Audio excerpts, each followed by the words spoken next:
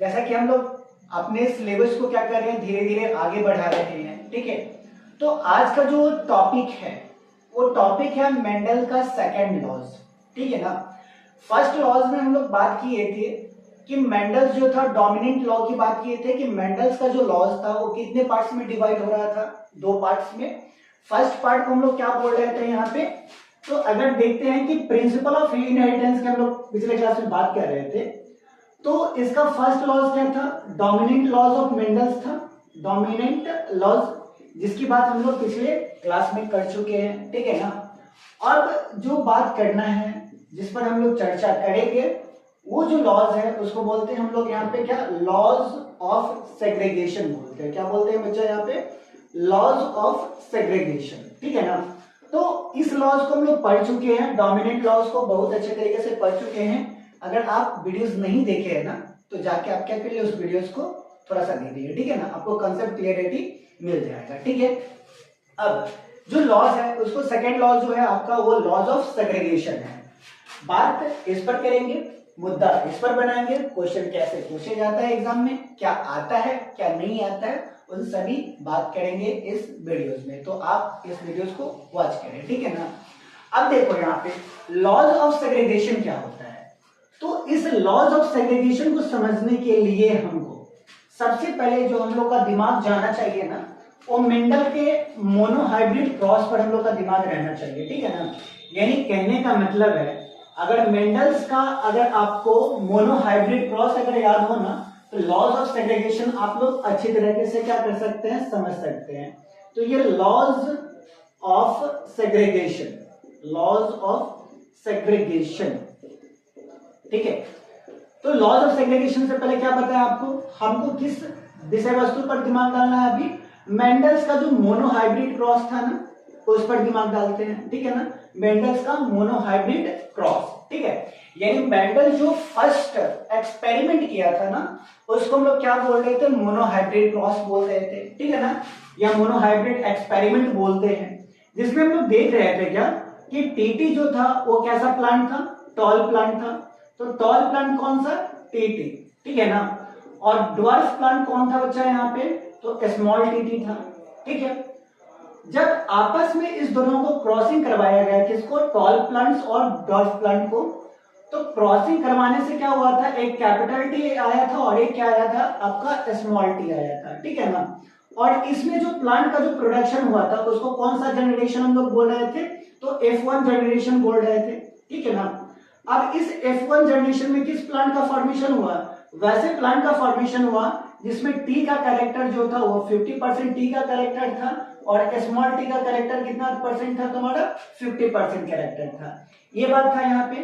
तो टॉल और डॉट्स को जब आपस में क्रॉसिंग करवाया गया, तो इसके F1 जनरेशन में जो प्लांट का जो प्रोडक्शन हुआ था ना, वो कैसा था, कैपिटल टी और स्मॉल टी था, और कैपिटल टी स्मॉल टी था, जिसमें टी का कैरेक्टर कितना परसेंट था, 50% कैरेक्टर था, और स्मॉल टी का कैरेक्टर कितना परसेंट था, 50% कैरेक्टर था। अब ये 50-50% कैरेक्टर होने के कारण हम लोग ये नहीं बता पा रहे थे कि सच में जो जो कैरेक्टर्स होता है, जो लक्षण होता है, वो वन जनरेशन से नेक्स्ट जनरेशन में ट्रांसफर करता है या नहीं करता है। इसकी वास्तविकता हम लोग नहीं बता सकते हैं, क्योंकि अगर बताओ कि कोई आदमी जो है, जो 2 आदमी को ले लेते हैं, ठीक है ना, वो आदमी बोल रहा है कि ये बात सही है, ये आदमी बोल रहा है ये बात सही है, और दोनों का वोटिंग अगर 50-50% हो, तो हम लोग कैसे फाइंड आउट कर सकते हैं कि कौन सही बोल रहा है कौन गलत बोल रहा है। जस्ट लाइक ड्रॉ मैच में हम लोग थोड़ी बता सकते हैं कि इंडिया जीता कि पाकिस्तान जीता, कौन जीता। ठीक है ना, तो किसी ना किसी को तो आगे होना चाहिए। ठीक है ना,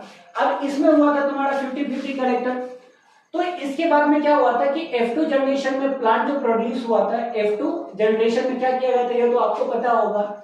F2 जनरेशन में क्या किया गया था कि ये जो प्लांट फॉर्म हुआ था, जिसमें 50% कैपिटल का कैरेक्टर, डोमिनेंट का कैरेक्टर, और 50% किसका कैरेक्टर था, ड्वार्फ का कैरेक्टर था।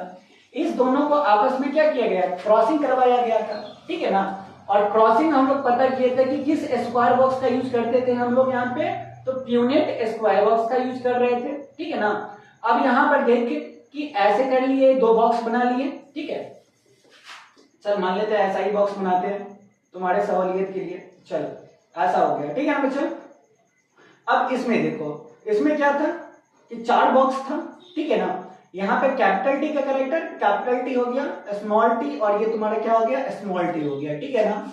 अब कैपिटल टी के साथ में क्रॉसिंग करेगा तो कैपिटल टी आएगा ना, कैपिटल टी स्मॉल टी के साथ क्रॉसिंग करेगा तो कैपिटल टी स्मॉल टी आएगा।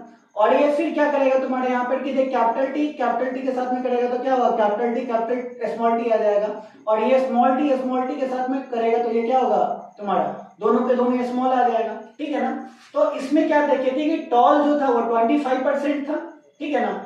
ड्वार्फ कितना परसेंट था, तो ये भी 25%, और जो मिडिल का कैरेक्टर था वो कितना परसेंट था, तो 50%, यानी ये कितना परसेंट है, 25%। ये जो कैरेक्टर था वो कितना परसेंट, 50%, और ये कैरेक्टर था ये कितना परसेंट था, 25% कैरेक्टर था। बात है समझ में।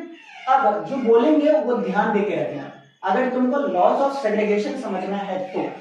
अब लॉज ऑफ सेग्रीगेशन में देखते हैं, तो यहां पर देखो F1 जनरेशन में, तो F1 जनरेशन में एक 50% कैरेक्टर और एक 50% कैरेक्टर, तब जाके 100% हुआ। लेकिन बताओ कैपिटल टी स्मॉल टी क्या अपने पेरेंट से मिल रहा है क्या, नहीं ना, पेरेंट कलेक्शन है क्या, नहीं है, ठीक है ना। यानी कैपिटल टी स्मॉल टी, ये देखो यहाँ पे टोटल क्या है, कैपिटल टी है, क्या कैपिटल टी तुम्हारा F1 जनरेशन में प्रोड्यूस हुआ क्या, नहीं ना हुआ। क्या स्मॉल टी प्रोड्यूस हुआ क्या, नहीं ना हुआ। इसमें क्या है तुम्हारा दोनों का कैरेक्टर है, लेकिन कोई 100% कैरेक्टर तो प्रोड्यूस नहीं हुआ, ठीक है ना। तो यही लॉज ऑफ सेग्रीगेशन क्या बोलता है कि जो पेरेंट का जो कैरेक्टर है जो F1 जनरेशन में प्रोड्यूस नहीं हुआ है ना, वो कैरेक्टर कहां पे प्रोड्यूस होगा तुम्हारा, F2 जनरेशन में प्रोड्यूस होगा। किसमें प्रोड्यूस होगा तुम्हारा, F2 जनरेशन में। यानी F1 जनरेशन में जो पेरेंट्स का टॉर्डल कैरेक्टर या डॉर्फ का कैरेक्टर शो नहीं हुआ था ना, वो कैरेक्टर कहां पे कौन से जनरेशन में शो होगा, तो F2 जनरेशन में शो होगा। अब इस F2 जनरेशन को देखते हैं, तो देखो पेरेंट्स का जो कैरेक्टर था वो कैसा था, डोमिनेंट था, कैपिटल टी था।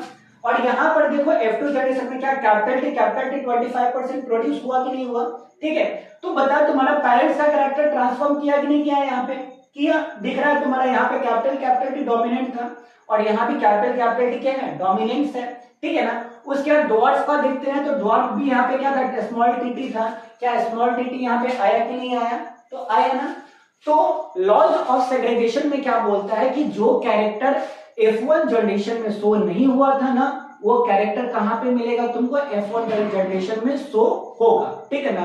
यानी those character which can not be seen in F1 generation that character appeared in तुम्हारा क्या, F2 जनरेशन। यानी वैसे कैरेक्टर जो क्या था F1 जनरेशन में प्रोड्यूस नहीं हुआ था, वो कैरेक्टर कहां पे शो होगा, F2 जनरेशन में शो होगा। तो इस लॉज को हम लोग बोलेंगे क्या, यहाँ पे लॉज ऑफ सेग्रीगेशन बोलेंगे। क्या बोलेंगे यहाँ पे, लॉज ऑफ सेग्रीगेशन बोलेंगे। बता समझ में आया कि नहीं आया, ठीक है ना। तो मेंडल्स का कितना लॉज, तो 2 लॉज। फर्स्ट लॉज को क्या बोलते हैं, डोमिनेंट लॉज बोलेंगे, और सेकंड लॉज को हम लोग क्या बोलते हैं, लॉज ऑफ सेग्रीगेशन बोलते हैं। आई बात समझ में, हाँ या ना बता, ठीक है। ये पूरा तुम्हारे दिमाग में छप जाना चाहिए, एकदम क्रिस्टल क्लियर होना चाहिए, समझ में आया।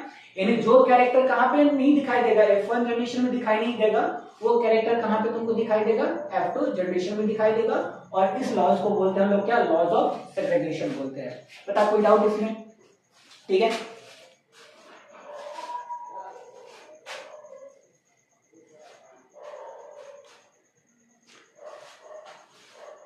ठीक है, अगर डाउट नहीं है तो क्या करो, आप इस वीडियो को लाइक करो, ठीक है। और फिर अगले सेशन में मिलते हैं, और जाके एनसीईआरटी बारीकी से पढ़ना, पूरी एनसीईआरटी पढ़ो, ठीक है ना। ये लेक्चर देखो, एनसीईआरटी पढ़ो, क्वेश्चन करो, 100% लग जाएगा तुम्हारा क्वेश्चन, ठीक है। चलो फिर नेक्स्ट वीडियोस में मिलते हैं।